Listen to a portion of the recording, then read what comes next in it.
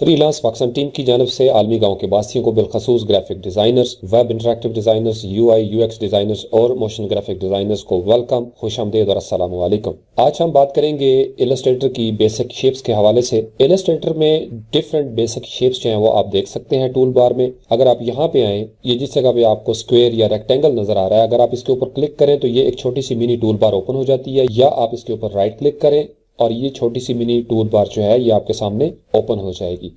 इस tool bar को यहाँ से हम टीयर ऑफ कर सकते हैं, आलादा कर सकते हैं। यहाँ से पकड़ के आप इसको अपनी मर्जी से सामने रख लें ताकि आपको अंदाजा हो कि हमारे पास कौन कौन सी बेसिक शेप्स मौजूद हैं इस टूल बार के अंदर। अब यहाँ पे देखें तो ये सबसे पहले है रेक्टेंगल टूल, जिसका कीबोर्ड शॉर्टकट M है और इस तरीके से ये इसकी शेप है। अगर आप शिफ्ट की को प्रेस करके इसको ड्रॉ करेंगे तो ये एक परफेक्ट स्क्वायर जो है वो बन जाएगा। उर्दू में आपको पता ही है इसको क्या कहते हैं, मुस्ततील। मुरब्बा जो है वो स्क्वायर के लिए इस्तेमाल होता है और जो ट्रायंगल होती है वो होती है तकोन। इसी तरीके से उसके साथ है राउंडेड रेक्टेंगल। बेसिकली वो भी एक रेक्टेंगल है लेकिन उसके जो किनारे हैं वो इस तरीके से गोल होते हैं, थोड़े से राउंड होते हैं। उसके बाद एलिप्स टूल है, टेक्निकल इसका नाम। जो दायरा होता है वो है एलिप्स टूल, इसका कीबोर्ड शॉर्टकट है L। M है रेक्टेंगल टूल के लिए और एलिप्स टूल के लिए है L। इसी तरीके से जो नेक्स्ट शेप है वो है पॉलीगॉन टूल। पॉलीगॉन की शेप इस तरीके से होती है, इसके ये 5 आपको कोने नजर आएंगे। इनको हम 6 कोनों में भी तब्दील कर सकते हैं। अब 3 कोने होंगे तो ट्रायंगल हो गई, इसी तरीके से 4 कोने हैं तो वो एक स्क्वायर या रेक्टेंगल की शक्ल है। 5 हो जाते हैं, 1 2 3 4 और 5, तो ये पॉलीगॉन है।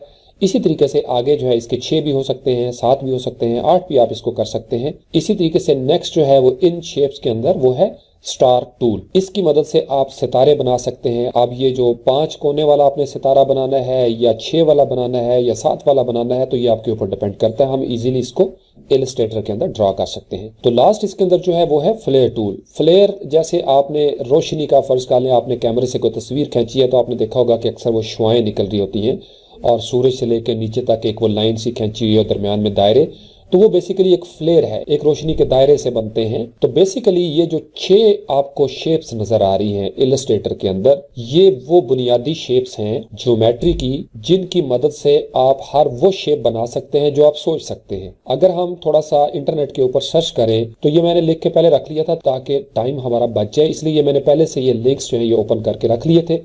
तो सिंपल आप ये देख लें कि अगर आप दुनिया भर में देखें तो फ्रीलांसर्स के लिए ये बात बड़ी गौरतलब है कि अगर आपको सिर्फ स्क्वायर ड्रा करना आ जाए तो आप ये देखें कि उसकी मदद से आप कितने ज़बरदस्त लोगोस जो हैं वो दुनिया भर में देख सकते हैं। लोगो डिजाइनर्स के लिए इन बेसिक शेप्स को समझना, इलस्ट्रेटर में इनका इस्तेमाल करना और इनकी मदद से मुख्तलिफ शेप्स बनाना बहुत ज़रूरी है कि आप इसको समझें। अगर आप यहाँ पे गौर करें तो ये जैसे माइक्रोसॉफ्ट का आपको नजर आ रहा है, एक लोगो बना हुआ है, 4 स्क्वायर्स हैं और इसके अंदर उन्होंने डिफरेंट कलर्स फिल कर दिए। इसी तरीके से डिफरेंट कंपनीज जो हैं उनके अगर आप लोगोस देखें तो आपको स्क्वायर की शक्ल में ये लोगोस नजर आएंगे। अब जैसे ये एक स्क्वायर है तो उसको थोड़ा सा रोटेट कर दिया, तो आप अगर ऑनलाइन सर्च करें तो आपको हर दूसरा या तीसरा लोगो जो है उसके अंदर कहीं ना कहीं कुछ ना कोई स्क्वायर के हवाले से वो चीजें नजर आएंगी।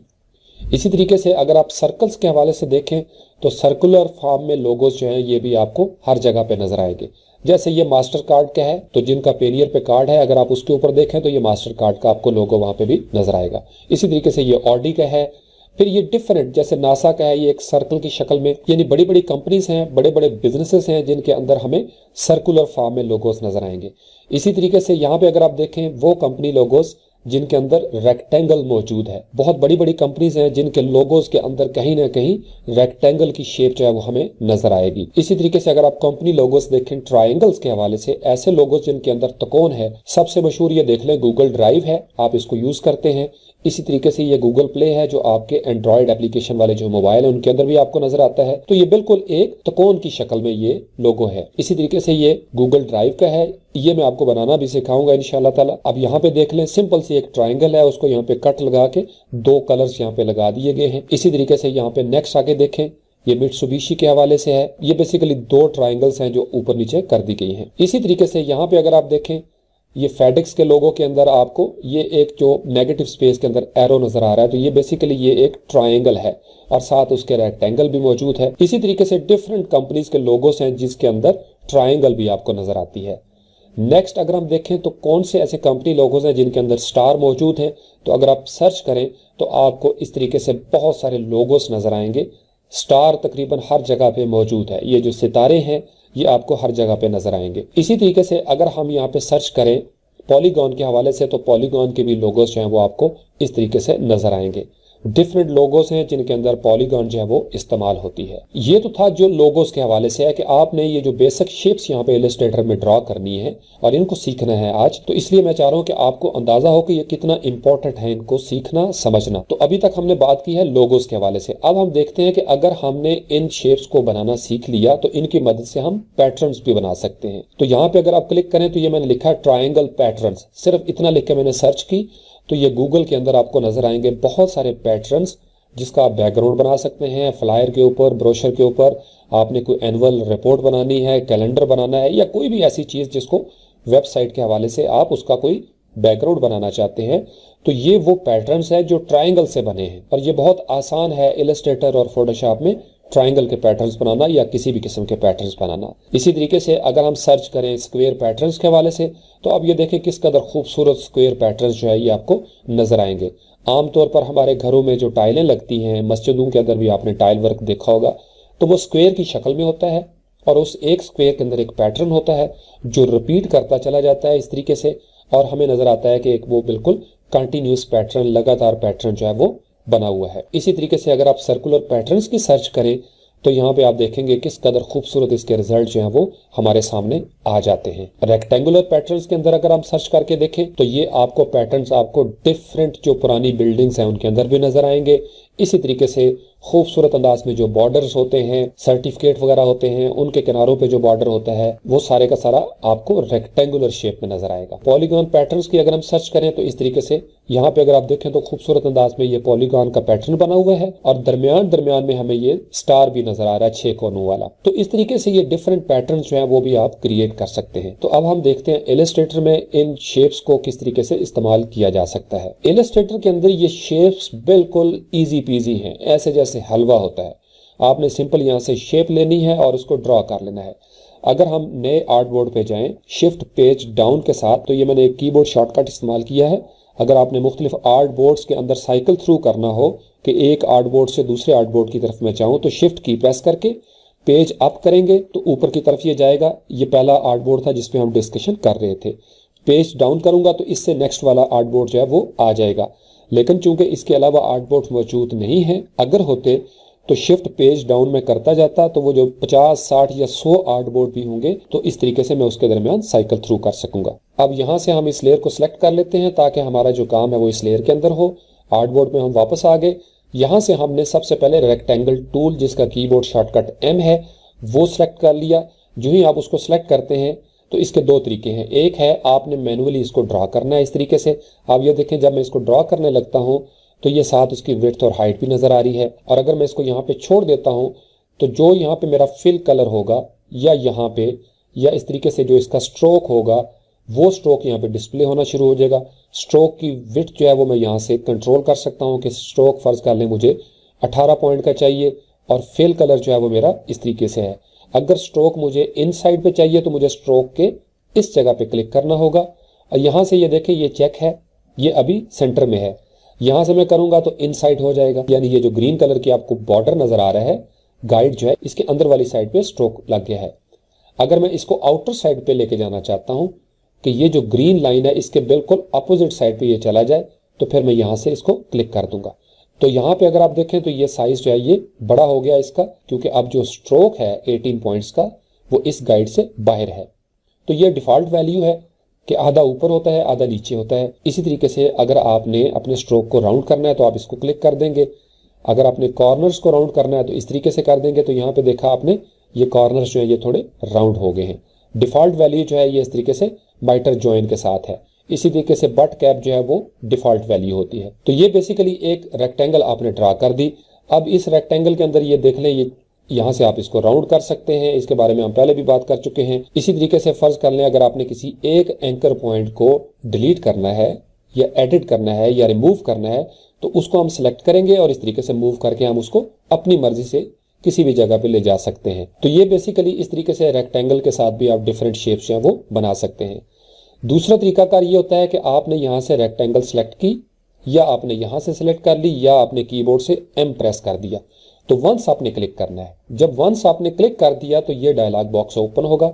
यहाँ पे आप अपनी मर्जी से कोई रेक्टेंगल बना सकते हैं। फर्ज कर लें हमने रेक्टेंगल बनानी है 200 पिक्सल उसकी विड्थ होगी और 100 पिक्सल उसकी हाइट होगी। तो यहाँ पे जो ही हम ओके करेंगे तो ये 200 पिक्सल विड्थ और 100 पिक्सल उसकी हाइट है। यही चीज आप यहाँ पे भी दे सकते हैं। ये देखें W और H, यानी आप यहां से भी कंट्रोल कर सकते हैं। ये दरमियान में एक लॉक होता है, अगर आप इसको इस तरीके से प्रेस कर देंगे तो अब यहाँ पे अगर आप फर्ज कर लें मैं लिखता हूं 500, तो जो ही मैंने यहां से टैब की प्रेस की तो यहाँ पे देख लें अगर 500 विड्थ है तो उसकी प्रोपोर्शन कंस्ट्रेंट करेगा 250 पिक्सल्स का।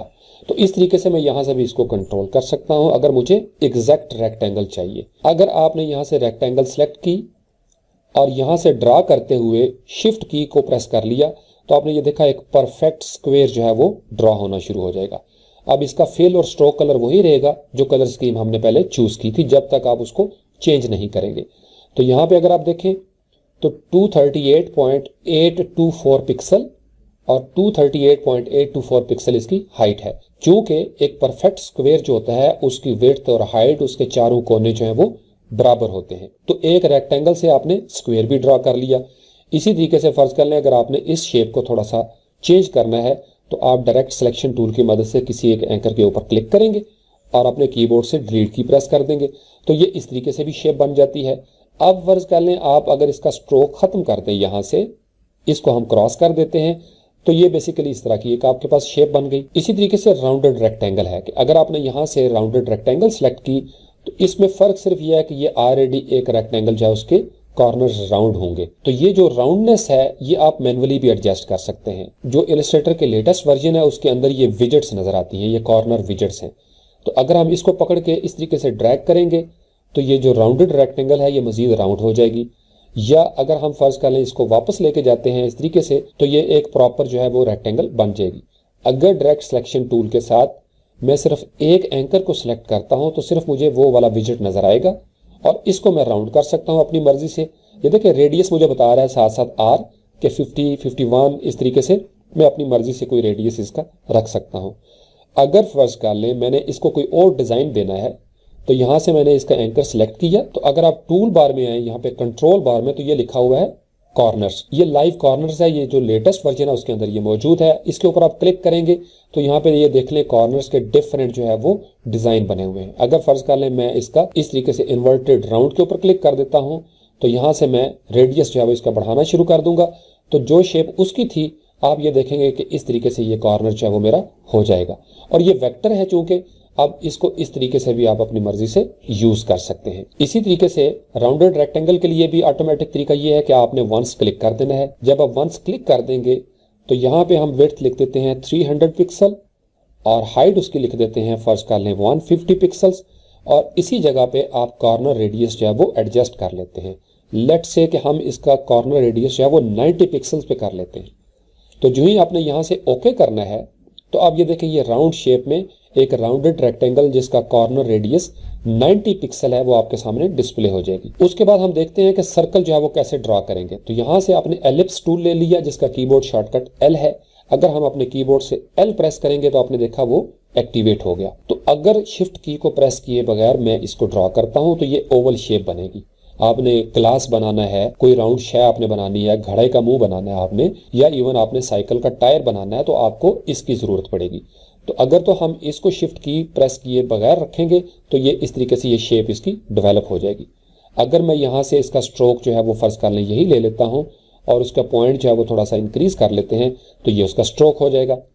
लेकिन अगर मैं शिफ्ट की प्रेस करके ये ड्रैग करना शुरू करूंगा और साथ ही मैंने शिफ्ट की प्रेस कर ली तो अब इसके प्रोपोर्शन कंस्ट्रेंट हो जाएंगे और ये एक परफेक्ट सर्कल जो है मेरे सामने ड्रॉ हो जाएगा। तो इस तरीके से आप स्क्वायर बना सकते हैं रेक्टेंगल की मदद से जब शिफ्ट की को प्रेस करते हैं। लेकिन जब आपने एलिप्स टूल ड्रॉ करना है तो आप शिफ्ट की को प्रेस करेंगे तो एक परफेक्ट सर्कल जो है वो आपका ड्रॉ हो जाएगा।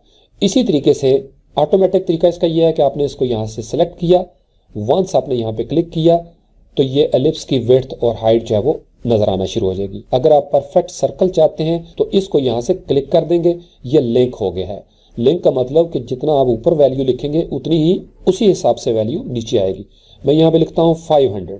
जो ही मैंने यहाँ से ओके किया तो 500 पिक्सल विड्थ और 500 पिक्सल हाइट का ये एक सर्कल जो है वो मेरे सामने ड्रा हो गया है। मैं इसको इस तरीके से आल्ट और शिफ्ट की मदद से छोटा भी कर सकता हूँ। इसी तरीके से मैं अगर फर्ज कर लें इसका स्ट्रोक चेंज करना चाहता हूँ, इसका कलर चेंज करना चाहता हूँ, तो यहाँ से मैं इसका स्ट्रोक और कलर जो है वो भी चेंज कर सकता हूँ। इसी तरीके से हमारा है पॉलीगॉन। अब पॉलीगॉन को यहाँ से हमने सिलेक्ट कर लिया और इसका तरीकाकार ये है कि आपने इस तरीके से बगैर शिफ्ट की को प्रेस किए हुए आप देखें जो ही आप ड्रा करने लगते हैं तो ये इस तरीके से आपको नजर आएगा। लेकिन अगर मैं शिफ्ट की प्रेस कर लेता हूँ तो ये प्रोपोर्शन जो है वो कंस्ट्रेंट करेगा और परफेक्ट एंगल पे जाके ये पॉलीगॉन जो है वो ड्रा हो जाएगा इस तरीके से। तो ये इसका मैनुअली तरीका है। लेकिन अगर आपने इसको ऑटोमेटिक अंदाज में ड्रा करना हो तो ये बड़ा खूबसूरत इसके अंदर ऑप्शंस मौजूद हैं। अब यहाँ से हमने पॉलीगॉन लिया, वंस क्लिक किया तो यहाँ पे देखें इसका है रेडियस। मैं कहता हूँ कि मुझे 150 रेडियस का पॉलीगॉन चाहिए और उसकी साइड्स जो है वो कितनी होनी चाहिए। नॉर्मल जो है यहाँ पे देखें तो 1 2 3 4 5 और 6। अगर मैं कहता हूँ कि साइड्स मेरी 3 हों और जो ही मैंने ओके कर लिया तो आपने ये देखा एक आपकी ज़बरदस्त अंदाज में ट्रायंगल बन गई है। यानी आप पॉलीगॉन टूल के साथ ट्रायंगल भी बना सकते हैं। इसी तरीके से अगर मैं यहाँ से इसको सिलेक्ट करता हूँ, वंस क्लिक करता हूँ और यहाँ पे 3 के बजाय मैं कहता हूँ कि मुझे यहाँ पे चाहिए 8 और जो ही मैं यहाँ से ओके करूँगा तो अब 8 जो है वो एंगल्स उसके बन जाएंगे, किनारे उसके बन जाएंगे। तो इस तरीके से बाज़ औक़ात आपको वेबसाइट्स के लिए बहुत सारी चीज़ों की ज़रूरत होती है। अब पॉलीगॉन के हवाले से एक और ऑप्शन भी है। पहले हम इनको डिलीट कर लेते हैं ताकि हमारे सामने थोड़ी सी स्पेस बन जाए। इन सब को हमने सेलेक्ट किया, ड्रैग करके हम इसको ऊपर ले आते हैं। यहाँ से आपने पॉलीगॉन सेलेक्ट किया और जो ही आप यहाँ से ड्रैग करके इसको बनाना शुरू करते हैं तो अगर आप अपने कीबोर्ड से जो अप एरो की है इसको प्रेस करेंगे तो आप ये देखेंगे, मैं यहाँ पे इसको ब्लैक जगह पे करता हूँ ताकि आप इसको देख सकें। तो जो ही आपने अप एरो की तो इस तरीके से ये राउंड होना शुरू हो जाएगा। लेकिन अगर आप बॉटम एरो की को प्रेस करेंगे तो ये इस तरीके से किनारे जो है इसके कम होना शुरू हो जाएंगे। जो ही मैंने डाउन एरो कीज के साथ मैं यहाँ पे पहुंचा तो इसकी जो पहली बेस है वो है ट्राइंगल। अप एरो की को प्रेस किया तो ये एक स्क्वायर की शेप है। एक दफ़ा फिर मैंने अप एरो की को प्रेस किया तो ये इस तरीके से पॉलीगॉन बन गई, उसके 5 बन गए। फिर मैंने यहाँ से इसको प्रेस किया तो ये 6 कोनों वाला बन गया जो हमने यहाँ पे बनाया था। इसी तरीके से अगर मैं इसको एक दफ़ा और टैप करता हूँ तो ये बन जाएगा। फिर ये इसी तरीके से ये किनारे जो हैं ये बढ़ना शुरू हो जाएंगे। तो जो ही मैं इसको यहाँ से रिलीज़ करूँगा, लेफ्ट माउस क्लिक से अपनी उंगली उठाऊंगा तो ये शेप जो है वो इस तरीके से बन जाएगी। अब इसके ऊपर जो है वो मैं कुछ भी कर सकता हूँ, किसी भी किस्म का इसके साथ मैं ऑब्जेक्ट जो है वो बना सकता हूँ। इसी तरीके से स्टार का एक ऑप्शन है कि यहाँ से आपने स्टार सेलेक्ट कर लिया और आपने इस तरीके से इसको ड्रा करना शुरू किया। अब जब आप ड्रा शुरू करेंगे बगैर शिफ्ट की को प्रेस किया तो ये इस तरीके से होगा। लेकिन अगर मैं इसको ड्रा करते हुए शिफ्ट की को भी प्रेस कर लेता हूँ तो ये बिल्कुल परफेक्ट अंदाज में इसके जो प्रोपोर्शंस हैं वो कंस्ट्रेंट रहेंगे और इस तरीके से ये स्टार जो है वो मेरे सामने डिस्प्ले हो जाएगा। यहाँ से अगर मैंने किसी का भी कलर चेंज करना है तो यहाँ से मैं इस शेप के ऊपर वंस क्लिक करूंगा और यहाँ पे ये देख लें जो चीज़ ऊपर होगी उसका कलर चेंज होगा। तो यहाँ पे फिलहाल जो फिल है वो ऊपर है तो यहाँ से मैं उसका कलर कोई भी अपनी मर्जी से मैं कहता हूँ ये वाला कलर फिल हो। इसी तरीके से मैं स्ट्रोक के ऊपर वंस क्लिक करूंगा तो स्ट्रोक ऊपर आ जाएगा। मैं कहता हूँ कि स्ट्रोक जो है इसका कलर ग्रीन होना चाहिए तो ये इस तरीके से ग्रीन कलर में स्ट्रोक नजर आना शुरू हो जाएगा। इसको मैं सिलेक्ट करता हूँ और स्ट्रोक चूंकि ऊपर है लिहाजा मैं इसको क्या करता हूँ कि जी ये थोड़ा सा कलर स्ट्रोक में आ जाए। इसी तरीके से फिल कलर को क्लिक करता हूँ, ये ऊपर आ जाएगा और अब यहाँ पे मैं अपनी मर्जी से ग्रीन कलर दे देता हूँ। तो इस तरीके से मैं डिफरेंट शेप्स और डिफरेंट कलर्स जो है वो उनके अंदर ऐड कर सकता हूँ, डाल सकता हूँ। यहाँ से हमने स्टार्ट टूल लिया और इसको जो ही मैं ड्रैग करना शुरू कर देता हूँ तो यहाँ पे ये देखें अप एरो की के साथ क्या हो रहा है वो ज्यादा हो रहे हैं, डाउन एरो कीज के साथ क्या होगा ये कम होना शुरू हो जाएंगे। जो ही मैं यहाँ पे पहुंचा तो ये उसकी एक ट्रायंगल है। स्पेस बार से मैंने इसको मूव करना है, स्पेस बार को मैंने प्रेस करके रखा हुआ है। एक उंगली मेरी जो है वो माउस लेफ्ट माउस क्लिक के ऊपर है यहाँ पे ताकि आप इसको देख सकें। डाउन एरो कीज के साथ ये उसकी बेस है यानी एक ट्रायंगल। इसको मैं इस तरीके से मूव भी कर सकता हूँ। शिफ्ट की के साथ ये बिल्कुल प्रॉपर अंदाज में कंस्ट्रेंट करेगा। अगर मैंने एक दफ़ा टैप कर दिया अप एरो की तो आप ये देखें ये शेप है। एक दफ़ा फिर टैप कर दिया अप एरो की तो ये 5 पॉइंट्स वाला स्टार बन गया। इसी तरीके से एक दफ़ा और टैप करता हूँ तो ये 6 हो गए। फिर टैप करूँगा तो 7 8। इसी तरीके से मैं इसको करता जाता हूँ तो जितना मुझे चाहिए डिज़ाइन में उस तरीके से मैं एक स्टार जो है वो यहाँ पे बना सकता हूँ। तो जो ही मैं अपनी उंगली उठाऊंगा लेफ्ट माउस क्लिक से तो ये स्टार जो है वो मेरे सामने डिस्प्ले हो जाएगा। अब इस स्टार के ऊपर मैं कोई भी इफेक्ट डाल सकता हूँ। फर्ज कर लें हम इसका ये कलर कर लेते हैं और स्ट्रोक जो है हम कहते हैं कि नन कर दें जी यहाँ से। अब ये देखें कितनी खूबसूरत शेप जो है वो हमारे सामने बन गई है। अगर आप डायरेक्ट सिलेक्शन टूल को सिलेक्ट कर लें तो इसी तरीके से यहाँ पे ये देखें राउंड कॉर्नर्स का एक वो बना हुआ है, ये विजेट आपको नजर आ रही है। अगर मैं इसको सिलेक्ट करूं और इस तरीके से ड्रैग करूं अंदर या बाहर, तो ये देखेंगे आपने कि वो सारे के सारे जो कॉर्नर्स थे वो राउंड होना शुरू हो गए हैं। इसी तरीके से अगर फर्ज कर लें मैं कंट्रोल Z करता हूं और मैं कहता हूं कि सिर्फ चंद मखसूस जो पॉइंट्स हैं उनको मैंने राउंड करना है, तो एक को मैंने क्लिक किया डायरेक्ट सिलेक्शन टूल के साथ, शिफ्ट की को प्रेस करके मैं सिलेक्शन में ऐड करता हूं, ये तीसरा ऐड हो गया, ये चौथा एंकर और ये पांचवा एंकर। अब ये जितने मैंने ऐड किए हैं सिर्फ इतने जो एंकर्स हैं उनके ऊपर इफेक्ट होगा राउंड होने वाला, इस तरीके से। तो आपने ये देखा एक शेप के अंदर मैंने ये पॉइंट्स जो थे वो अंदर निकाल लिए। इसी तरीके से अगर मैं यहाँ से इसको सिलेक्ट करता हूँ, शिफ्ट की को प्रेस करके मजीद जो है वो यहाँ से भी सिलेक्शन कर लेता हूँ और फिर जब मैं इनको ड्रॉ करना शुरू करूँगा इस तरीके से बाहर की तरफ, तो ये यहाँ पे ये शेप बन जाएगी। तो डिफरेंट अंदाज में आप शेप जो है वो क्रिएट कर सकते हैं। इसी तरीके से ये फ्लेयर का टूल है। फ्लेयर का टूल जो है वो बेसिकली आप ये समझ लें कि आपने एक फ्लेयर लगाना होता है। तो एक तो ये है कि आप ड्रॉ करना शुरू कर दें, कि जो ही मैं ड्रॉ करना शुरू करूंगा तो ये इस तरीके से मुख्तलिफ जगहों पे ये किरणें जो है वो मुझे नजर आएंगी जहां जहां पे इसकी डायरेक्शन है। अगर मैं लेफ्ट माउस क्लिक से उंगली उठा लेता हूं तो ये इस तरीके से ड्रॉ होगा। अगर हम इसको यहाँ से डिलीट कर दें, वंस क्लिक करें, तो यहाँ पे ये देख लें इसका एक ज़बरदस्त पैनल जो है वो ओपन हो जाएगा, फ्लेयर टूल ऑप्शंस, कि इसके सेंटर का डायमीटर कितना हो, ओपेसिटी कितनी हो, ब्राइटनेस आप कितनी रखना चाहते हैं, ग्रोथ जो है, ये जो हेलो जो नज़र आ रहा है आपको, ये जैसे चांद के इर्द गिर्द एक हेलो होता है कि आपने उसकी जो रोशनी होती है, हर शख्सियत का भी एक हेलो होता है, तो वो जो हालो या हेलो है वो उसकी ग्रोथ कितनी हो, 20% हो, या आप इसको एडजस्ट भी कर सकते हैं हर वैल्यू को। अब देखें जो ही मैंने इसकी इंक्रीज कर दी तो वो बड़ा हेलो हो गया। अगर मैं यहाँ से इसको करीब कर देता हूँ तो इसकी जो हेलो है वो कम होना शुरू हो जाएगी। इसी तरीके से फजीनेस होती है कि आप इसको किस तरीके से कितनी गुंजाइश के साथ आप इसको बनाना चाहते हैं, ये कितना ब्लर हो या कितना शार्प होना चाहिए। इसी तरीके से यहाँ पे है रिंग्स, कि ये जो रिंग्स बन रहे हैं वो कितने होने चाहिए, पाथ उसके कितने हो, हम कहते हैं जी कि पाथ उसके छोटे कर दो। तो इस तरीके से आपने देखा जो ही मैंने यहाँ से लेफ्ट माउस क्लिक से इसको प्रेस करना शुरू किया तो ये इस तरीके से कम होना शुरू हो गए। नंबर 10 है, मैं कहता हूँ 10 की बजाय मुझे 3 कर दो। जो ही मैंने कीबोर्ड से एंटर प्रेस किया तो वो इस तरीके से अप्लाई हो गया। तो ये बेसिकली आपके फ्लेयर टूल का एक फंक्शन है। इसके साथ बड़ी दिलचस्प चीज़ें बनाई जा सकती हैं। फिलहाल हम इसको डिलीट कर देते हैं क्योंकि मैं हार्डली इसको यूज़ करता हूँ, ये मुझे बहुत इरिटेट करता है। इसके और बहुत सारे तरीके हैं मैनुअल, मैं उस तरीके से इनको कर लिया करता हूँ। अगर फ्लेयर टूल के साथ बहुत खूबसूरत प्रोजेक्ट्स जो हैं वो बनाए जा सकते हैं। तो जब हम प्रोजेक्ट्स की स्टेज पे पहुंचेंगे तो फिर मैं आपको बताऊंगा फ्लेयर टूल के हवाले से मजीद चीज़ें। तो इस तरीके से हमने बेसिक शेप्स ड्रॉ करना सीख ली। अब हम इनको यहाँ से डिलीट कर देते हैं ताकि हमारा डॉक्यूमेंट का ये वाला एरिया जो है वो साफ हो जाए। जो ही हमने कीबोर्ड से डेल प्रेस किया या डिलीट की प्रेस की तो ये एरिया हमारा साफ हो गया। कीबोर्ड से एम प्रेस करें, इसका मतलब यह है कि आपने रेक्टेंगल जो है ये प्रेस कर ली। अब यहाँ से अगर आप देखें तो जो ही मैं इसको ड्रॉ करना शुरू कर देता हूँ, इस तरीके से मैंने एक शेप ड्रॉ की। इसी तरीके से एक मैं यहाँ से एलिप्स टूल जो है वो भी ड्रॉ कर लेता हूँ। अब एलिप्स टूल को ड्रॉ करने के बाद मैंने स्पेस की को पकड़ा हुआ है और स्पेस की को पकड़ने के बाद मैं इसको इस तरीके से इस रेक्टेंगल के अंदर ले आता हूँ इस जगह पे, ताकि ये यहाँ पे एडजस्ट हो जाए। अब जो ही मैं यहाँ पे लाके इसको छोड़ूंगा तो ये बेसिकली अब आपकी 2 शेप्स हो गई। अगर मैं इन दोनों को सिलेक्ट करूं और इस तरीके से यहाँ से पाथ फाइंडर का ऑप्शन जो है वो निकालता हूँ, ये बाद में मैं आपको डिटेल में बताऊंगा, अभी सिर्फ आपकी दिलचस्पी के लिए कि लोगो कैसे बनाए जाते हैं। अब मैं चाहता हूँ कि ये जो ऊपर वाली शेप है ये इस पीछे वाले रेक्टेंगल में से माइनस हो जाए।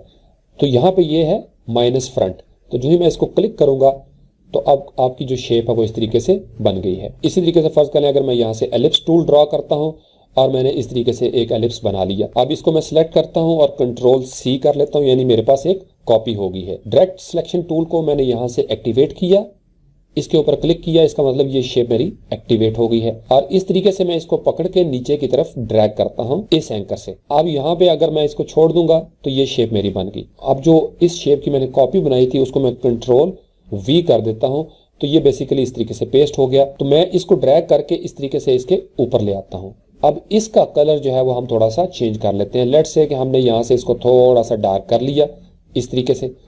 तो अब ये देखें ये किस खूबसूरत अंदाज में एक पॉट जो है वो हम बना सकते हैं। इसी तरीके से इसको कंट्रोल C करके हम कंट्रोल F कर देते हैं। F का मतलब फ्रंट, यानी बिल्कुल इसके सामने वो कॉपी जो है वो आ जाए जो हमने यहाँ से कॉपी की थी। तो इस तरीके से हम इसके कॉर्नर जो है वो थोड़े से यहाँ से अंदर की तरफ प्रेस कर लेते हैं, आल्ट की को प्रेस करके। इसका कलर जो है वो मज़ीद थोड़ा सा डार्क हम कर लेते हैं इस तरीके से। तो अब हमने इसको यहाँ से सिलेक्ट किया, इफेक्ट के मेन्यू में गए, स्टाइलाइज पे गए और यहाँ से हम क्लिक कर लेते हैं इनर ग्लो को। इनर ग्लो को क्लिक किया तो ये बाय डिफ़ॉल्ट इसकी वैल्यूज़ हैं। प्रीव्यू को हम यहाँ से चेक कर लेते हैं ताकि हमें नज़र आता रहे। स्क्रीन मोड की बजाय हम यहाँ से नॉर्मल करते हैं।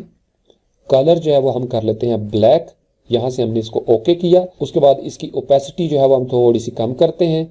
ब्लर इसका जो है वो थोड़ा सा ज़्यादा कर लेते हैं इस तरीके से। ओपेसिटी को हम मज़ीद थोड़ा सा कम करते हैं और जो ही हम यहाँ से ओके करेंगे, अब नीचे ये सेंटर में करना है या एज पे, हमने एज पे यानी किनारों पे करना है। जो ही हम ओके करेंगे तो ये इस तरीके से आपके सामने एक ज़बरदस्त शेप जो है वो बन जाती है। तो इलस्ट्रेटर के अंदर हम इस तरीके से डिफरेंट वेक्टर्स जो है वो क्रिएट करते हैं। बाकी इसका चूंकि ये नीचे वाला भी एडिटेबल है, आपने डायरेक्ट सिलेक्शन टूल लिया और यहाँ से पकड़ के आप इसको फ़र्ज़ कर लें थोड़ा सा ऊपर लेके जाना चाहते हैं, ऊपर भी जा सकता है।